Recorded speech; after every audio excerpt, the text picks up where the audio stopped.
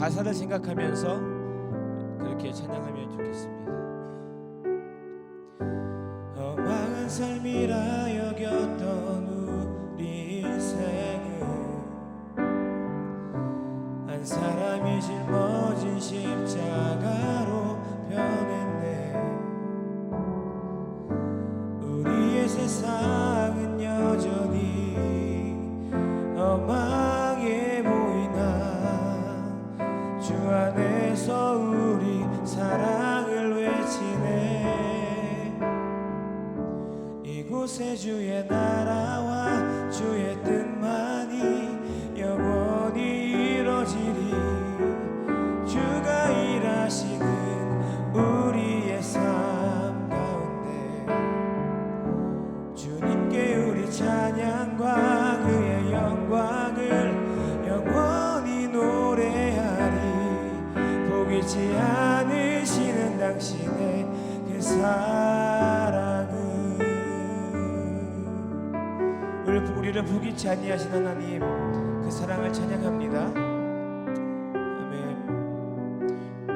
우리 목소리 높여서 고백합시다. 험망한 삶이라 여겼던 우리 인생, 험망한 삶이라 여겼던 우리 인생은 한 사람이 짊어진 십자가로 변했네. 우리의 세상은 여전히 험하게 보이나 주 안에서 우리 사랑을 외치네. 이곳에 주의 나라와 주의 뜻만이 영원히 이루어지리. 주가 일하시는 우리의 삶 가운데 주님께 우리 찬양과 그의 영광을 영원히 노래하리. 포기치 않으시는 당신의 그 사랑을. 이곳에 주의 나라와 뜻이, 이곳에 주의 나라와 주의 뜻만이 영원히 이루어지리. 주가 일하시는 우리의 삶 가운데 아멘. 주님께 우리 찬양과 그의 영광을 영원히 노래하리. 포기치 않으시는 당신의 그 사랑을. 포기치 않는 사랑으로, 포기치 않으시는 당신의 그 사랑을.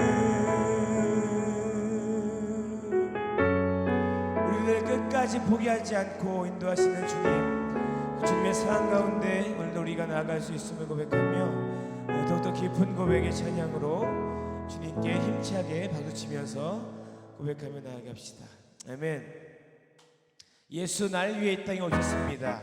그 놀라운 이야기를 우리 시간 증거자 되어서 세상을 향해서 증거할 수 있는 우리 교회가 될 수 있길 소망합니다. 우리 자리에서 함께 일어나서 고백합시다. 아멘. 선포합시다. 예수 그리스도 날 위해서. 예수 날 위해 이 땅에 오신 주, 이 놀라운 이야기 오늘도 나의 맘속에 숨쉬네. 나비로 여전히 어둠 속에 매였을 때도, 그때도 주님 나를, 그때도 주님 나를 사랑하시네. 사랑하여 자녀 삼아. 오, 이 기쁨 멈출 수 없습니다. 오, 이 기쁨 멈출 수 없는 주님의 그 사랑. 아멘.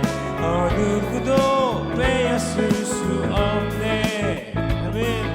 나 향한 주님의 그 사랑 찬양해. 나 영원히 주님의 그 사랑을 노래하리. 아멘. 십자가에서 쏟으신 나 향한 주의 사랑은 나 향한 주님의 그 사랑 영원토록 뱀장에 오시면 나갑니다. 날 위해 오신 예수 그리스도 그 놀라운 주님의 이야기가 우리 가운데 우리 삶 가운데 넘쳐나길 소망합니다. 우리 함께 더욱더 힘차게 외치며 나갑시다. 다시 한번 예수 날 위해 이 땅에 오셨습니다. 예수 날 위해 이 땅에 오신 주 이 놀라운 이야기 오늘도 나의 삶 속에 숨쉬네 나 위로 여전히 어둠 속에 매였을 때도 주님 나를 사랑하며 자녀 삼아 주셨네. 오 이 기쁨이 이 기쁨 멈출 수 없는 기쁨 멈출 수 없는 주님의 그 누구도 빼앗을 수 없네. 할렐루야. 나 향한 주님의 그 사랑 찬양해 나 영원히 주님의 그 사랑을 노래하리. 아멘. 십자가에서 쏟으신 그 사랑 나 향한 주님의 더 큰 노래로 나갑시다. 오 이 기쁨 멈출 수 없네. 오 이 기쁨 멈출 수 없네. 주를 향한 나의 사랑을 그 어느 누구도 빼앗을 수 없네. 아멘. 우리를 향한 주의 그 사랑을 찬양해 나 영원히 주님의 사랑을 영원히 찬양합니다. 아멘. 십자가에서 쏟으신 그 사랑 나 향한 주님의 그 사랑 찬양해 영원토록. 믿으십니까? 예수 그리스도가 우리를 위해 이 땅에 오셨고 우리를 위해 죽으셨고 다시 부활하신 예수 그리스도 승리하신 주님이 우리의 주님이심을 줄로 믿습니다. 우리 예배 가운데 함께 하시는 줄 믿습니다. 더 힘차게 고백하며 나갑니다. 더 힘차게 부딪히며 이 가운데 함께 하시니 감사합니다. 예배 가운데 인도하시니 감사합니다. 우리 한 사람 한 사람의 고백을 주님 받아주시고 온전히 주님 기쁨으로 호명하시는 예배 될 수 있길 소망합니다. 아멘. 우리 그 기쁨의 고백으로 선포하며 나갑시다. 오 이 기쁨 멈출 수 없네. 오 이 기쁨 멈출 수 없는 사랑. 아멘. 어느 누구도 빼앗을 수 없네.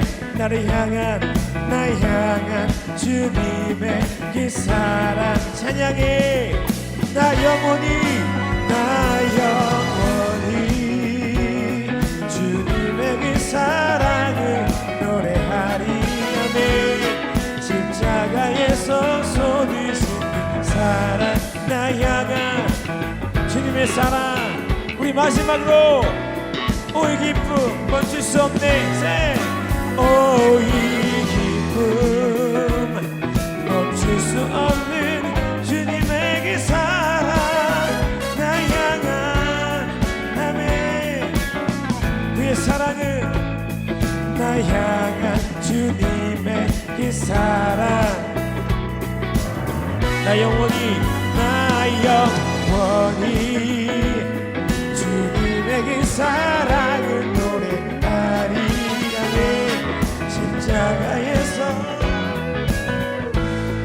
나를 향한 그 사랑 찬양해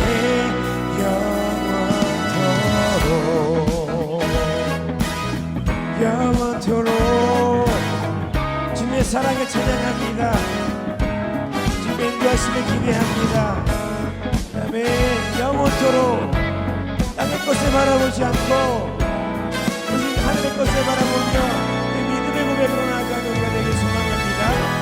아멘. 아멘.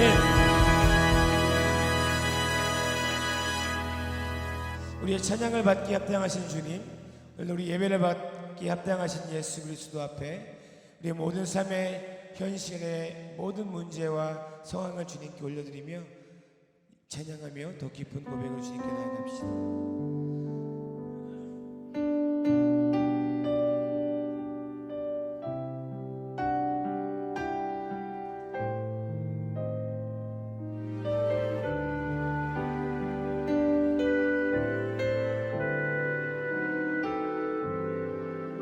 고백합시다. 주님여 이 손을, 주님여 이 손을 꼭 잡고 가소서. 약하고 피곤한 이 몸을 폭풍 후 감속 해지사 빛으로 손잡고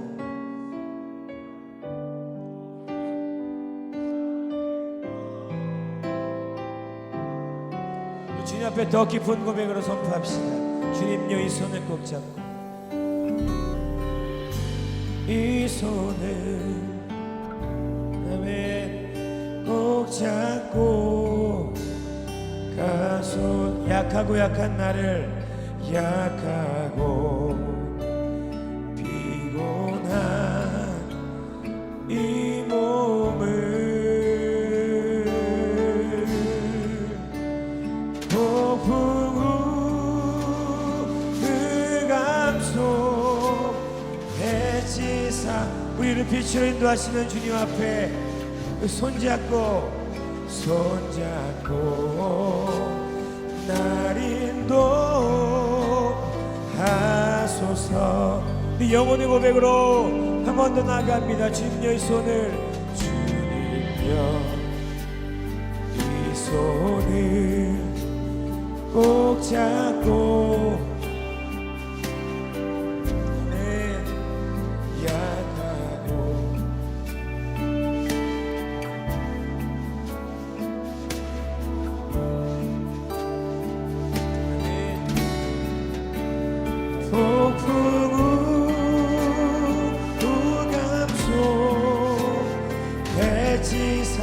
빛으로 인도하시는 주님, 주님의 손잡고 날 인도하소서. 고백합니다. 우리 인생이 힘들 때에, 인생이 힘들고 고난이, 우리가 잊지 말아야 할 것은 오직 주님의 인도하심을 구하는 것입니다. 아멘. 주소서 외치는 이 소리, 우리의 소리를, 우리의 외침을 들으시사 손잡고 날 인도하소서. 인생이 힘들고 인생이 힘들고 고난이 겹칠 때에 주님여 나도와 주소서. 우리 외치는 소리를, 외치는 우리의 간구하를, 주님의 향한 우리의 간구함을 들으시는 아버지 하나님, 아멘. 손잡고 날 인도. 더 공백으로 나갑시다. 폭풍우 흑암 속을 폭풍우 흑암 속 해지사 빛이 우리의 손잡고 인도하신 아버지 앞에 아멘 아멘 할렐루야. 다시 한번 고백합시다. 폭풍우 흑암 속 우리 외침을 들으신 하나님,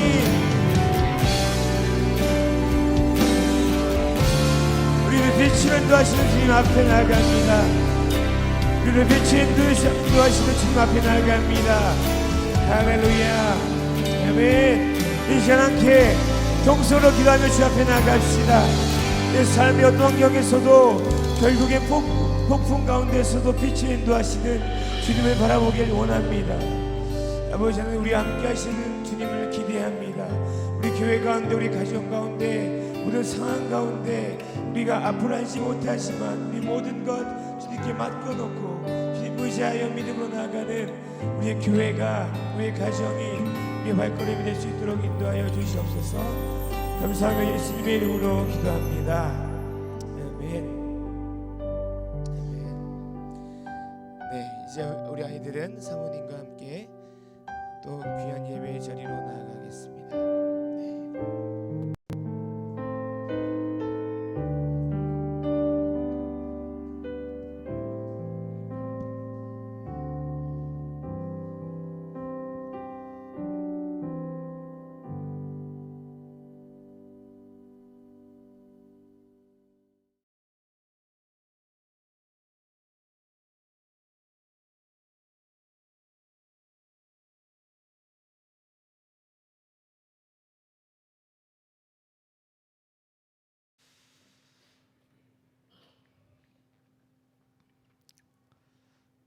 은혜로운 찬양 대단히 감사합니다.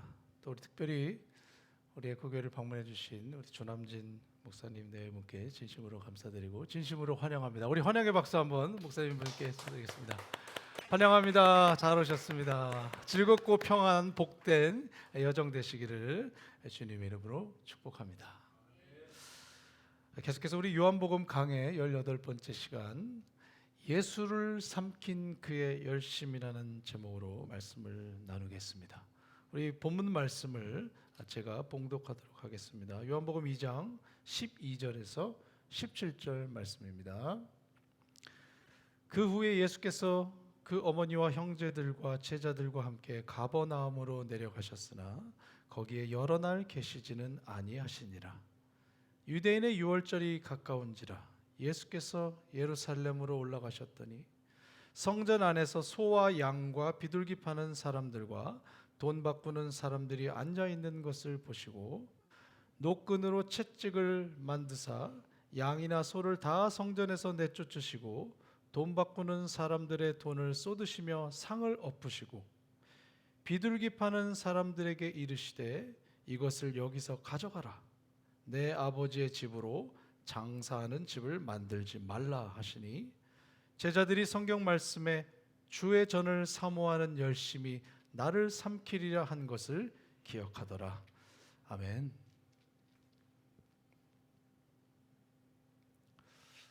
우리와 똑같은 육체와 본성을 갖고 우리처럼 지구 땅에서 살고 있는 한 명의 인간이 하나님의 말씀이요 하나님의 아들이요 그리스도라는 사실을 받아들여야 한다는 것은 매우 어려운 일입니다. 예수님과 어렸을 적부터 함께 지낸 그의 형제들과 특히 예수님을 뱃속에서부터 잉태했던 그의 어머니 마리아는 예수님을 메시아로 받아들이는 것이 그 누구보다도 어려웠을 것입니다.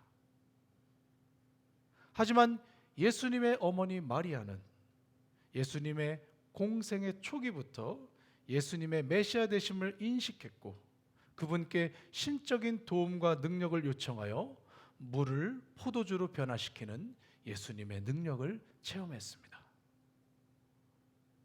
고소고발의 상황까지도 갈 수 있었던 심각한 혼인잔치의 위기 속에서도 신랑과 그의 가족들은 예수님을 통해서 어려운 위기를 극복할 수 있었고 혼인잔치는 축복 속에 마무리되었으며 신랑 신부는 결혼 선물로 예수님이 직접 만드신 최고급 포도주를 항아리 6단지를 받게 되는 선물까지 얻게 되었습니다. 오늘 요한복음의 저자인 사도 요한은 예수님의 공적인 생애가 제자들을 부르시는 것으로 시작하셨고 이제 그 첫 제자들 약 5명과 함께 본격적인 활동을 시작하시면서 예수님이 메시아라는 것을 나타내는 표적을 보여주셨다고 기록했습니다. 물로 포도주를 만드신 표적은 단순히 물을 포도주로 변화시킨 마법 같은 예수님의 초자연적인 능력만을 보여주는 사건이 아니었습니다. 예수님이 사용하신 물은 바로 유대인들의 정결 예식을 따라서 집에 놓여 있던 바로 그 돌 항아리를 가득 채우신 물이었습니다. 율법에도 없는 지나친 과격한 규정으로 사람들의 일상까지 통제하려고 했던 유대 종교 지도자들의 율법주의를 상징하는 그 돌 항아리, 그리고 아무리 손과 발을 씻어도 하나님 앞에서 깨끗하게 해줄 수 없는 그 돌 항아리에 담긴 그 물을 포도주로 변화시킨 것은 오직 예수님의 거룩하신 보혈로만 인간의 죄를 완전히 씻을 수 있다는 것을 상징적으로 보여준 사건인 것입니다. 예수님이 하나님의 아들이시오 그리스도라는 사실을 보여주는 표적인 것입니다. 물로 포도주를 만드시는 표적을 보여주신 후에 예수님은 유월절이 다가오자 이제 성전이 있는 예루살렘으로 올라가셨습니다.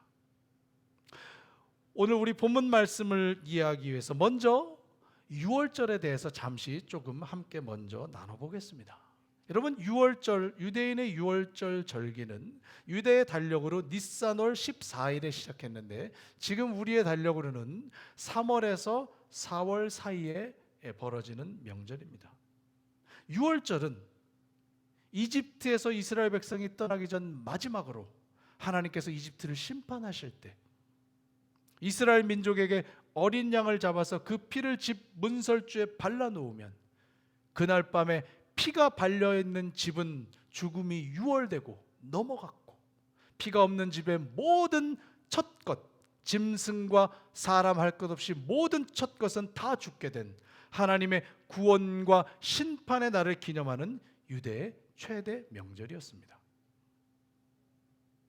예수님이 살고 계셨던 당시의 유대인들의 유월절 일정은 자료에 의하면 보통 아침 일찍부터 사람들이 일어나서 유월절을 준비하기 시작했고 정오가 될 때까지 집안에 누룩이 들어있는 모든 빵과 음식들을 다 버리는 것으로 시작했다고 합니다.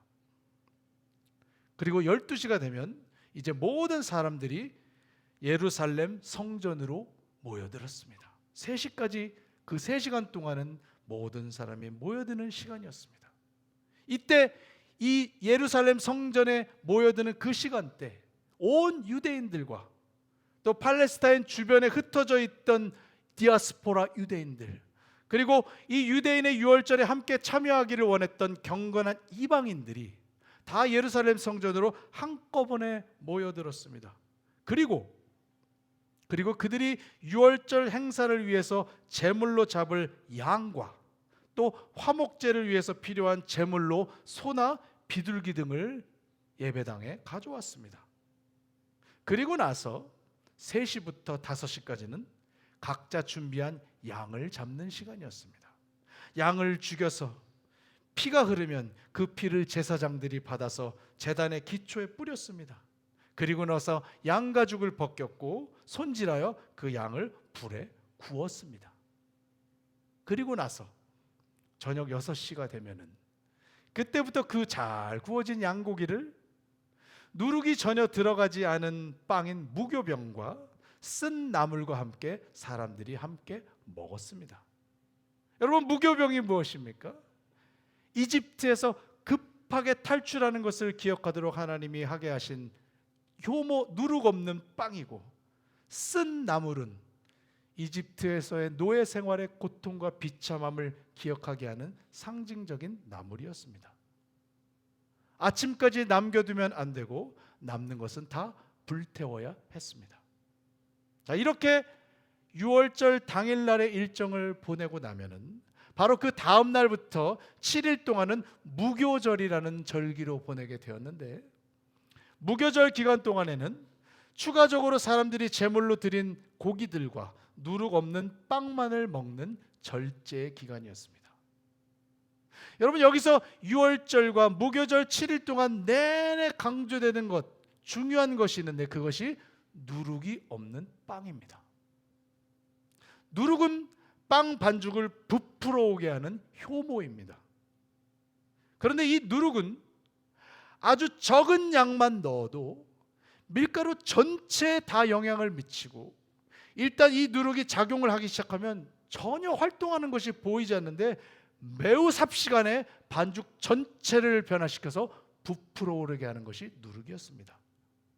그래서 항상 성경에서는 누룩을 인간의 죄와 타락한 본성과 교만을 상징하는 대표적인 물질로 비유했습니다. 특히 사도 바울은 갈라디아서 5장 8절에서 적은 누룩이 온 덩이에 퍼진다라는 문장을 쓰면서 누룩이 갖고 있는 그 상징적인 위험의 의미를 통해서 갈라디아 성도들을 경각심을 주고 권징하는 내용의 편지를 썼습니다. 자, 이렇게 간단하게 6월절에 관한 내용을 정리해 보면은 하나님께서는 이 6월절 명제를 크게 세 가지의 이유로, 세 가지의 중요한 내용을 각인시키기 위해서 매년 이스라엘 사람들에게 지정하신 명절이라는 것을 알 수 있습니다. 첫 번째로 6월절은 이스라엘 백성을 향한 하나님의 주권적인 구원을 항상 기억하게 하기 위해서였습니다. 이스라엘의 어떤 공로와 자격 때문이 아니라 오직 구원하시는 하나님 자신의 의지와 권한으로 이스라엘을 구원해 주셨다는 것을 잊지 말라는 것입니다. 두 번째는 하나님께서 구원을 이루실 때 보여주셨던 어린 양의 피의 중요성을 잊지 말라는 것입니다. 어린 양의 피의 여부가 심판의 여부를 결정했다는 것을 이스라엘 사람들아 잊지 말라, 그렇게 하나님이 말씀하신 것입니다. 세 번째는 누룩 없는 빵과 음식만을 먹고 지내면서 인간의 죄와 교만의 위험성을 항상 경계하고 거룩하고 절제된 삶으로 신앙생활을 유지하라는 것을 하나님께서 기억하라고 그렇게 이 명절을 만들게 하셨다는 것입니다. 자, 여러분, 근데 이 6월절 명절을 통해서 하나님께서 주시는 이 영원한 교훈들이 사실 이 땅에 오신 예수님의 사역과 그대로 연결됩니다.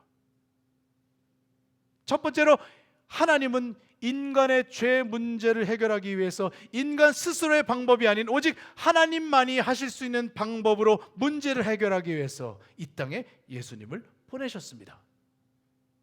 6월절 밤에 펼쳐졌던 하나님의 주권적인 구원 계획이 또다시 예수님을 통해서 온 인류를 향해 펼쳐지기 시작한 것입니다. 두 번째로 세례 요한은 예수님을 보고 보라, 세상 죄를 지고 가는 하나님의 어린 양이로다 선포했으며, 사도 바울은 고린도전서 5장 7절에서 너희는 누룩 없는 자인데 새 덩어리가 되기 위해서 묵은 누룩을 내버리라, 우리의 6월절 양 곧 그리스도께서 희생되셨느니라 라고 말하면서 예수님을 우리의 6월절 양이라고 말합니다. 사도 베드로도 베드로전서 1장 19절에서 오직 흠없고 점없는 어린 양 같은 그리스도의 보혈이라고 말합니다. 흠없고 점없는 6월절 어린 양 같은 분이 바로 예수 그리스도라는 것입니다. 6월절 어린 양의 피는 바로 예수 그리스도의 보혈의 피가 되었습니다. 여러분, 이집트에서 마지막 심판에서 이스라엘을 구원한 것이 어린 양의 피였듯이 하나님의 절대적인 심판에서 우리를 구원하는 것은 오직 하나님의 어린 양, 6월절 어린 양 대신 예수님의 보혈인 줄로 믿습니다. 셋째로, 이 땅에 침투한 죄는 무서운 속도와 영향력으로 온 인류를 순식간에 전염시켜 첫 인류인 아담과 하와가 하나님께 범죄하게 했고, 그의 첫 아들인 가인은 동생을 쳐 죽이는 살인자가 되게 만들었습니다. 인간의 죄는 마치 누룩과 같아서 한 번 시작하면 종잡을 수 없을 정도로 인간을 파괴하고, 눈에 보이지 않지만 완전히 살아있어서 온 인류를 뚱뚱 불어터지도록 죄에 부풀려 하나님 앞에 심판당하게 만듭니다. 오직 예수님께서 보여주신 자기를 부정하는 희생적인 십자가의 삶만이 우리로 하여금 죄의 심각성과 빛의 속도로 전파되는 죄의 파급력과 허풍과 떠벌림으로 진리를 왜곡하는 인간 자아의 실존과 그 타락상을 분별하게 해주는 유일한 빛이 되는 것입니다. 이제 공생애를 막 시작하신 예수님께서 이제 첫 유월절을 맞아서 예루살렘 성전으로 올라가셨습니다. 자, 이렇게 유월절의 의미와 자신의 삶의 궤적이 동일시 되시는 예수님께서 그 유월절 절기를 지키기 위해 예루살렘 성전에 올라가셔서 무엇을 하셨는지 우리 본문 말씀과 함께 다 같이 살펴보도록 하겠습니다. 우리 먼저 우리 본문 14절을 보겠습니다. 성전 안에서 소와 양과 비둘기 파는 사람들과 돈 바꾸는 사람들이 앉아 있는 것을 보시고, 예수님이 올라가신 예루살렘 성전에는 헤롯이 유대인들의 환심을 사기 위해서 엄청나게 공을 들여서 새로 지은 헤롯 성전이 있었습니다. 여러분, 솔로몬이 하나님께 성전을 봉헌했습니다. 그러나 그 성전이 바벨론 침공 때 완전히 파괴되었습니다. 바벨론에서 해방된 이스라엘 백성들은 수룹바벨을 중심으로 제2성전을 건축합니다. 그런데 나중에 이 헤롯이 그 수룹바벨 성전을 대대적으로 확장하고 리모델링해서 예루살렘에 새롭게 만든 것이 바로 예루살렘 성전 헤롯 성전입니다. 흰 대리석과 금으로 장식을 하고, 사람들이 몇백 미터 밖에서도 그 대리석과 금의 번쩍번쩍거리는 빛을 보고 성전이 어디 있는 줄 알 정도로 화려하고 멋진, 그 당시에도 경이로운 건축물 중에 하나가 바로 예루살렘 성전이었다고 합니다. 예수님이 오늘 그 성전을 방문하실 때에도 아직도 리모델링 중이었는데, 요한복음 2장 20절에 보면은 46년째 공사를 하고 있었고, 실제로 그 예루살렘 성전은 그 이후로도 34년을 더 공사해서 무려 80년 동안 계속 공사를 하고 완공하였습니다. 여러분, 솔로몬이 지었던 그 어마어마한 성전도 7년 만에 완공했습니다. 레바논에서 백향목을 가져오고 금을 다듬고 돌을 다듬어서 하나님께 봉헌했습니다. 그러나 헤롯이 80년 동안 백색 대리석과 거대한 돌과 금으로 축구장 24개 정도의 사이즈로 새롭게 성전을 리모델링한 것입니다.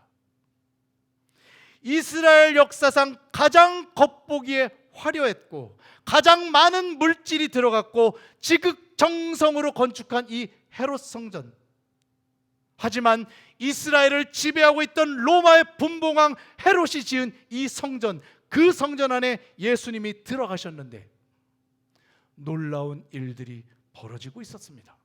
첫째로 그 성전 안에는 소와 양과 비둘기 파는 사람들이 있었습니다. 여러분, 유월절 당일날 그 유월절 명절을 지키기 위해 사용되는 수많은 양들이 필요했습니다.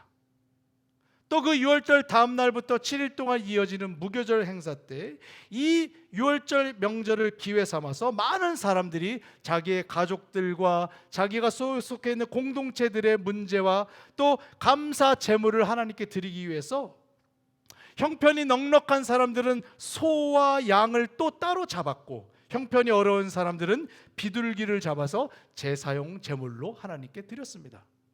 따라서 여러분, 유월절과 이어지는 무교절 기간 동안에는 엄청나게 많은 양과 소와 비둘기가 필요했습니다. 그런데 사람들이 그것을 스스로 알아서 각자 구해오는 것이 녹록지가 않았습니다, 상황이. 그래서 예루살렘 성전 안에는 아예 이 짐승들을 가져다가 판매하는 서비스를 담당하는 사람들이 있었던 것입니다. 여러분, 의도는 매우 좋은 것입니다. 사람들의 편의를 위해서 제사 때 쓸 제물들을 미리 준비해서 갖다 주는 것이니까 의도는 좋았습니다. 그러나 실상은 전혀 그렇지가 않았습니다. 예루살렘 성전은 당시의 대제사장이었던 안나스와 그의 가문 사람들이 독차지하고 있으면서 모든 권력을 다 누리고 있었는데, 이들은 성전에 드려지는 모든 것들, 짐승까지도 통제하기 시작했습니다. 제사로 드려지는 짐승들은 율법에 따라 반드시 흠이 없고 깨끗한 것이어야 했는데, 그것을 제사장 집단이 결정했습니다. 만약에 사람들이 힘들게 자기가 직접 제물을 구해서 가져오면은 이 제사장들이 이런저런 트집을 잡아서 이거 부정합니다, 쓸 수 없어요, 그렇게 퇴짜를 놓기 시작했고, 성전 안에서 파는 짐승은 무조건 오케이, 거룩하다고 통과시키기 시작했습니다. 자연스럽게 성전 내부에서의 판매를 강요하기 시작했습니다. 여기까지도 사람들이 이해해 줄 수 있었지만은 이 문제는 그 다음부터 폭발하기 시작했습니다. 성전에서 그런 편리한 서비스를 제공한다는 이유로 가격을 매우 높게 책정하면서 폭리를 사람들에게 취하기 시작했습니다. 짐승과 짐승을 파는 모든 사람들을 대제사장이 통제했고 돈을 벌어들이기 시작하는 것입니다. 예수님이 그 광경을 목도하셨습니다. 또 성전 안에는 돈을 바꿔주는 환전상들이 가득했습니다. 당시 대제사장은 모든 유대인들에게 성전세라는 세금을 거뒀습니다. 20살이 넘은 모든 유대인들은 다 1년에 한 번씩 이 성전을 유지하고 보수하기 위한 세금을 냈는데, 그 세금을 징수하는 기간이 보통 6월절이 시작되는 전달부터 시작이 돼서 마감일이 보통 6월절 당일이었습니다. 그러니까 사람들이 6월절 명절이 되면 겸사겸사해서 그날 성전세도 바치고 모든 일정을 함께 하기 위해서 수많은 사람들이 몰려오고 세금을 냈습니다. 세금의 금액은 성경에 기록된 그대로 반세겔이었습니다. 반세겔은 당시 사람들의 이틀치 임금 정도의 금액입니다. 여러분, 성전을 보수하고 유지한다는 이유로 성전세를 거두는 것 자체는 문제가 될 수는 없습니다. 그런데 그 상황에서 문제가 되는 것은 역시 또 돈 문제였습니다. 대제사장은 이 성전세를 오직 두로의 세겔로만 받기로 정해놨습니다. 두로라는 도시에서 사용되는 화폐, 이 두로의 화폐만을 받기로 결정한 것인데, 그 이유가 두로의 화폐만이 은이 가장 많이 들어있어서 가장 정결하다는 이유였습니다. 여러분, 이것은 정말 토악질이 나는 위선 중에 위선입니다. 두로라는 지역은 당시에 페니키아의 도시국가였는데 이방인의 도시입니다. 이방인의 도시. 그리고 그 두로의 화폐 앞면에는 페니키아가 섬기는 신인 멜카르트의 형상이 새겨져 있었습니다. 그리고 그 뒷면에는 독수리 형상과 함께 거룩하고 침범할 수 없는 두로라는 비문이 새겨져 있었습니다. 유대인들의 생각에 가장 부정하다고 생각하는 그 이방인들이 쓰던 그 화폐, 그리고 그 화폐에 새겨져 있는 우상 숭배적인 문양과 내용까지 적혀 있는 그 화폐를 은이 가장 많이 들어서 가장 순수하다는 이유로 성전세를 내는 전용 화폐로 지정한 것이 바로 대제사장과 유대 종교 지도자들이었다는 사실입니다.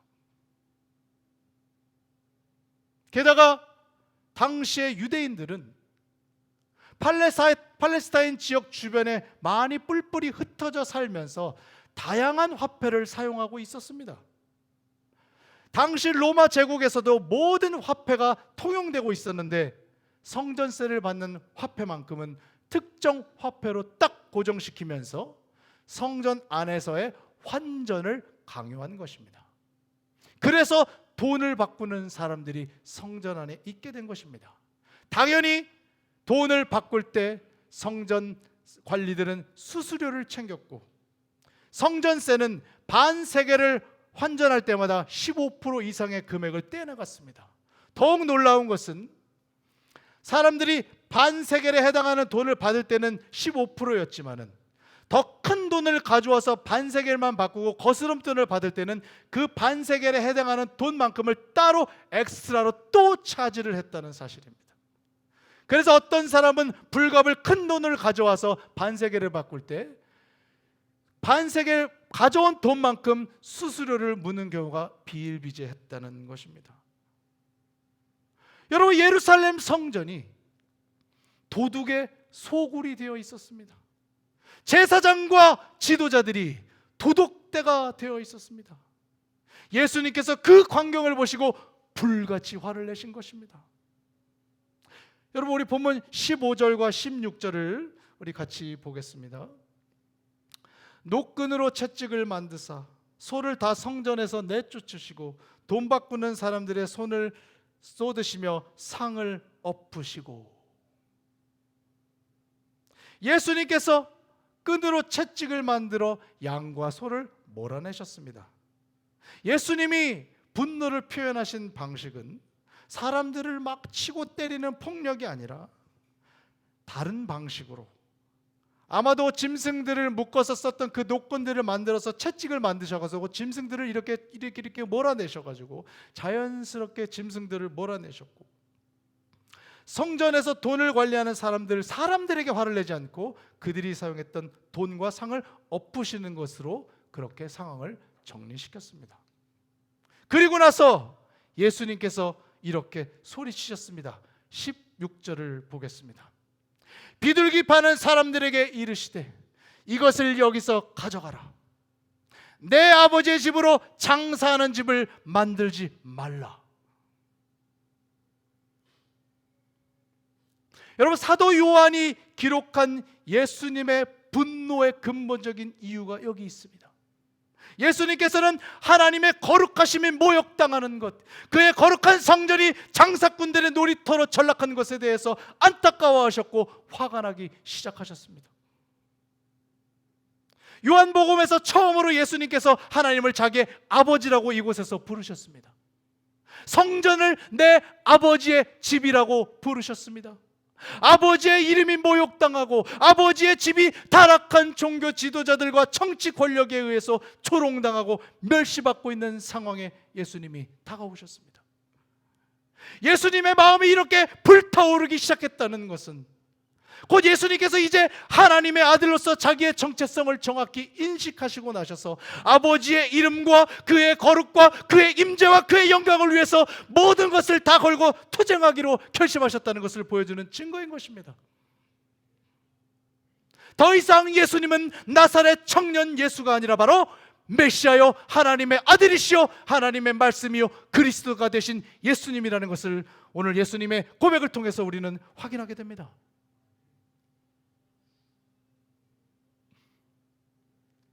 그리고 오늘 본문 말씀에서 이제 가장 중요한 내용이 이제 17절에 기록되어 있습니다. 이 사건을 목격한 제자들의 반응입니다. 우리 여러분 17절을 같이 보겠습니다. 17절 우리 같이 읽어볼까요? 하나 둘 셋. 제자들이 성경 말씀에 주의 전을 사모하는 열심이 나를 삼키리라 한 것을 기억하더라. 성전을 향한 예수님의 불타는 분노를 지켜봤던 제자들은 시편 69편 9편에서 다윗이 주의 전을 사모하는 열심이 나를 삼키리라 한 그 말씀을 기억해냈습니다. 여러분, 시편 69편은 하나님의 성전에 대한 열심으로 인해서 주변 사람들에게 심지어 자식들에게까지도 핍박과 조롱을 당하던 다윗이 한 고백의 시편입니다. 그래서 후대 많은 사람들은 이 시편, 다윗의 시편 69편이 후대 메시아의 고통과 순환을 예언하는 다윗의 시편으로 이해하기 시작했습니다. 특히 사도 바울이 로마서 15장 3절에서 이 말씀을 그대로 인용하면서 이렇게 기록했습니다. 그리스도께서도 자기를 기쁘게 하지 아니하셨으니 기록된 바 주를 비방하는 자들의 비방이 내게 미쳤나이다 함과 같으니라.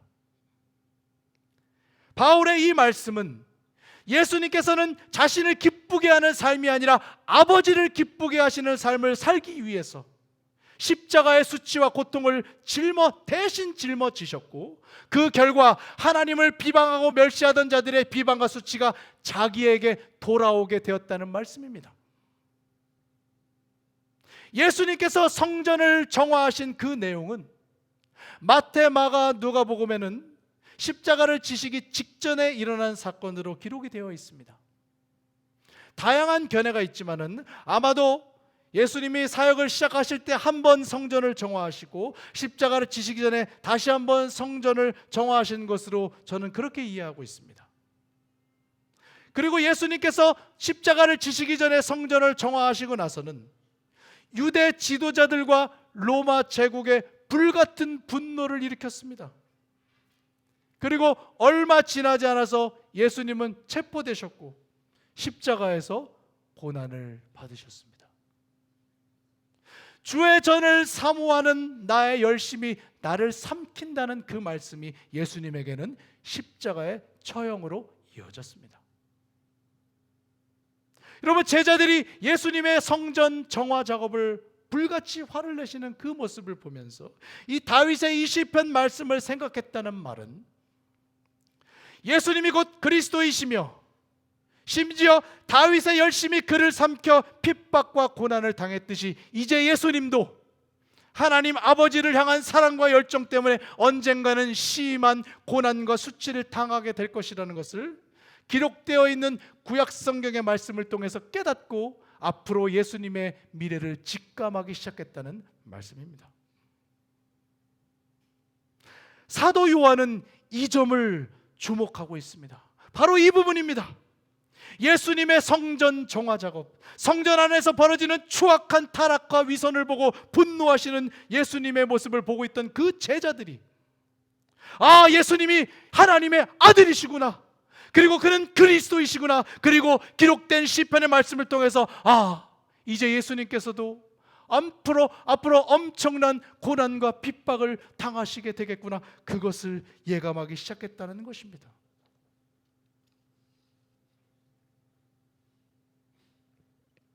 우리 사랑하는 에코교회 여러분,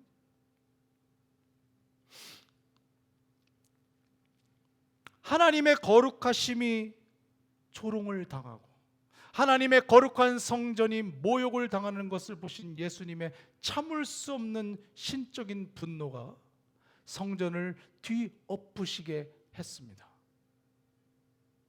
하지만 이 불타는 하나님을 향한 열심은 결국 타락한 유대 지도자들의 분노를 일으켜 나중에 예수님을 로마 제국에 팔아넘겨 십자가에 못 박히게 하는 결정적인 사건이 되었습니다.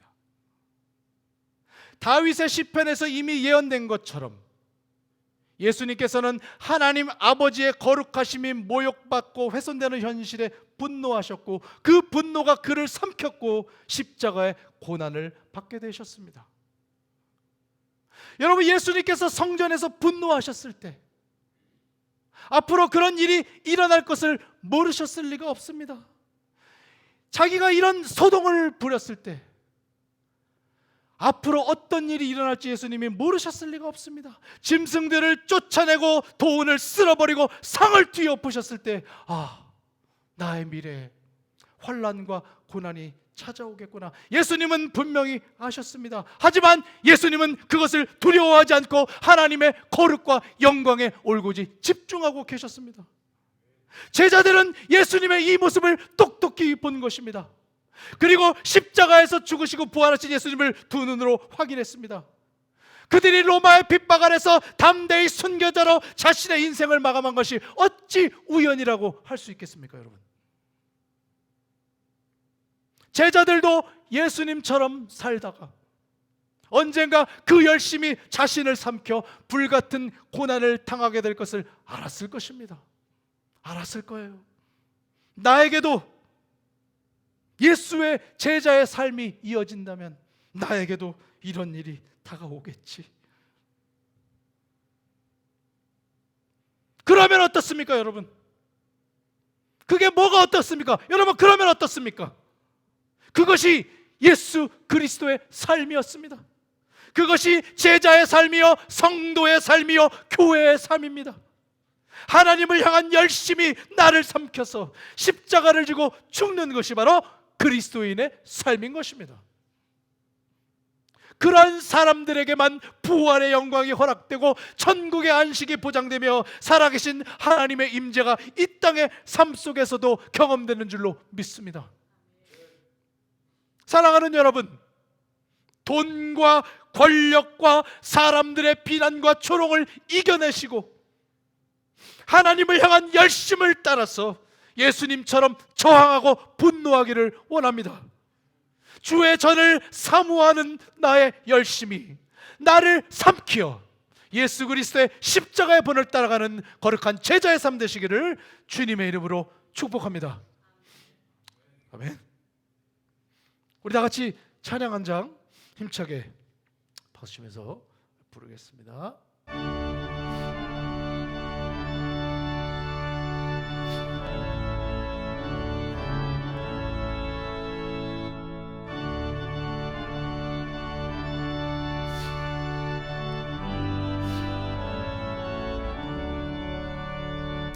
이 세상의 모든 죄를 맑히시는 주의 보혈, 성자 예수 그 귀한 피 찬송하고 찬송하세. 주님 앞을 멀리 떠나 길을 잃고 헤맬 때에 나의 뒤를 따라오사 진이 구원하셨도다. 흰 눈보다도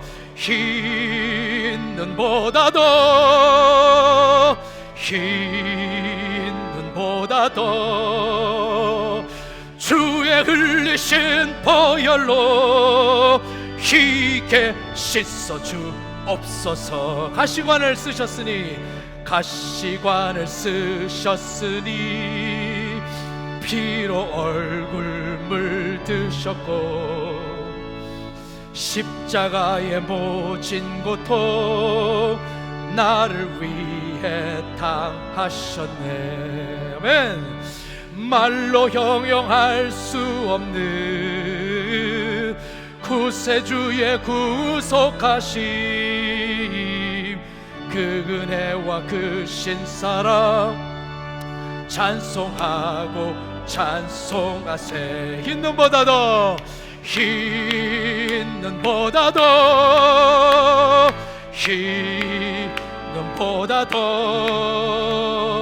주의 흘리신 보혈로 희게 씻어 주옵소서. 아버지를 멀리 떠나 바른 길을 쳐버리고 여러 가지 죄악으로 주홍같이 되었으니 물 같은 것 가지고는 씻을 수가 아주 없네.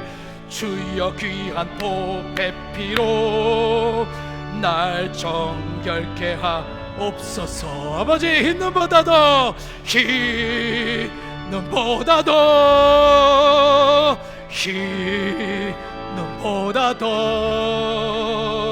주의 흘리신 보혈로 희게 씻어 주옵소서. 아멘.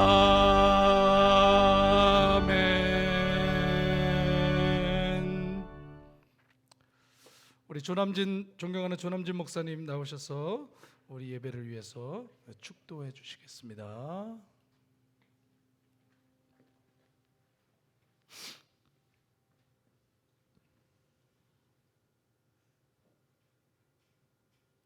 오직 너 하나님의 사람아, 두려워하지 말라.